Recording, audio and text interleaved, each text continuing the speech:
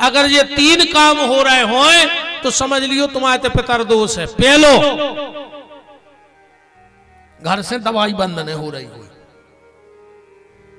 लड़ाई बंद नहीं हो रही हो, घर में चे लगी रही तो एक अच्छा होता है, दूसरा बीमार हो जाता है। एक और भी कारण है दवाई के, तो तुम्हारे अब 6-7-5 दिन और आज को छोड़ दो। एक आदमी ऐसो ढूंढियो गड़ा कोटा में कि जे के जीना के नीचे होदी बनी हो, रो के घर एक आदमी परमानेंट बीमार न हुए। ठीक, जे कहते जीना के नीचे होदी बनी हुए और तुम्हारे में हो को तो खड़े हो जा कि गुरुजी हमारे तो बनी है और हमारे तो सब स्वस्थ हैं। तुम्हारे हो जा खड़े। जीना के नीचे जे के होदी बनी होए वो घर में एक आदमी परमानेंट बीमार है। और प्रभाव देखने होए तो खाली करके देख लियो, जैसे ही होदी की सीढ़ खत्म हो जाए तुम्हारे घर की दवाई खत्म हो जाए, देख लियो। जिसके घर में 24 घंटे झगड़ा होता हो, गारंटी है वो के घर को पलका ये नाम है दिखात कहा। हमारे घर को पलका कहूं ये नाम है दिखाओ चाहिए। जिसके घर का पलंग उसके घर के आईने में दिखता है, उसके घर में झगड़ा मचो ही दे चे चे चे चे। इन चीजों को बड़ो प्रभाव पड़ा था जीवन में।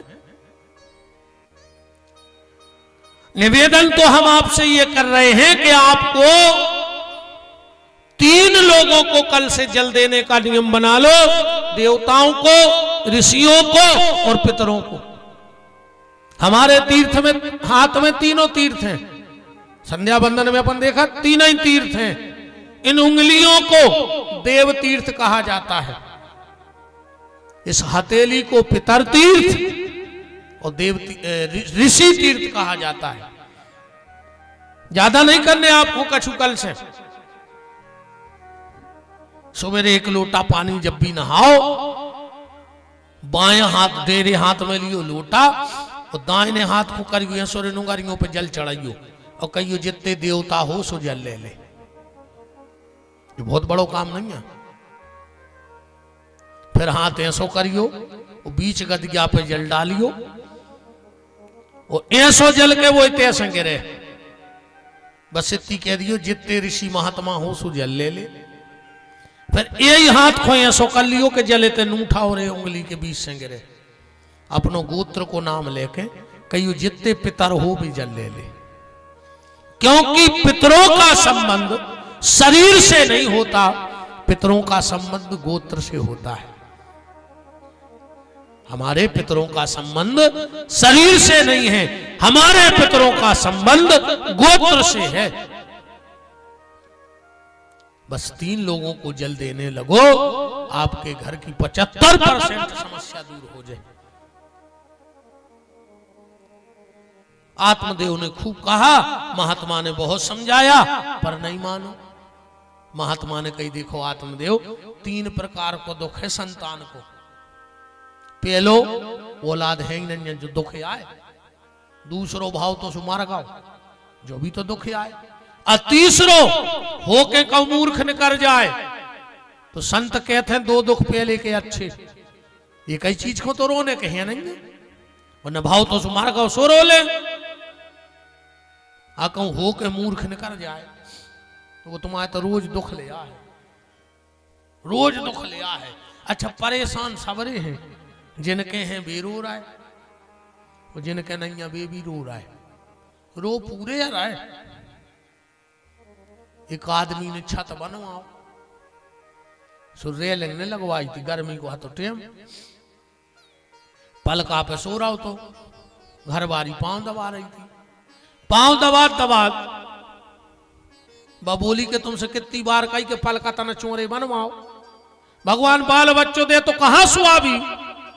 फिर उन्हें सोची हो या गाओ, उसके लगो इतने सवाल है तना सराक गाओ।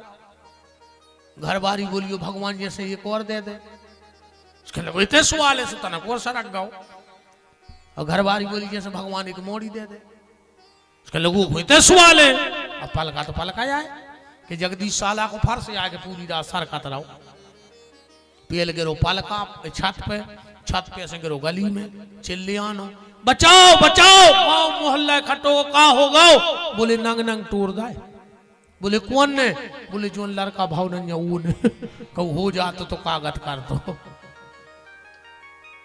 इस जिनके हैं वे रो रहा है और जिनके नहीं है वे भी रो रहा है सब रो रहा है। आत्मदेव जी को एक फल दिया फल ले जा करके धुंधली को खिला दिया और उसके यहां एक बेटा उसने वो फल खिला दिया गैया को तो गोकर्ण हुए इन्हें पड़ोसन को बच्चा ले लाओ गोदी नामा आत्मदेव को भी नहीं बताएं ये को नाव पर धुंधकारी इतनो दुष्ट महाराज जी लिखो है भागवत जी में स्नान दान क्रियाहीनम सब हस्तेन भोजनम जो मरघटा के पिंडा खाया मरघटा पिंडा पर जो धुंधकारी खाया आवे एक बार को उन्होंने कही कि यार कम से कम तुम अपनी खबर नहीं है तो बाप की खबर तो राखो कि कितने बड़े विद्वान के तुम लड़का वो बोलो हमने ऐसा क्या कर दो बोले तुम मरघटा के पिंडा खाया है वो बोलो हमें पैसा मिल जाए हम मुर्दा खा ले तुम पिंडों की बातें कर इतना बिगड़ गया गांव के बाल बच्चे उठावे रे कुआ में फेंके आवे जितने अंधरा मिले उनको कुआ की गली धरा देवे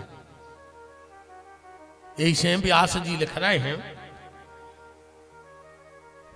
गोकर्ण पंडितो ज्ञान भागवत जी का श्लोक के गोकर्ण पंडितो ज्ञानी धुंधकारी महाखला महाखल बन गओ। अच्छा रामायण में है खल भागवत में महाखल। अच्छा तुलसीदास जी ने भी सबकी वंदना करी एक एक बार रामायण में और खलों की वंदना करी 2 बार सबकी वंदना एक एक बार और खलों की वंदना 2 बार। तुलसीदास जी से पूछी कि खलों की वंदना 2 बार का है तुलसीदास जी बोले भैया जो भलो आदमी होते वो एक ही वीर में मान जाते और जो खल रहे थे वो के दिन भर हाथ जोड़ने पड़ा और जब मान जाए तो भारी कृपा जान। अच्छा खल केत कौन खो है जी में 2 ही काम हो बस खल में 2 शब्द है खाओ ला खावे वो लड़े तो समझ लियो खल वो तीसरो काम ही नहीं आते हुए अच्छो खा ले तो लड़ भी तजा रहे थे समझियो खल और महाखल ये तन तन और जोड़ लीजिए खावे और लड़े वो खल और जे को खावे वही से लड़े वो महाखल जे को खावे वही से लड़े वो महाखल।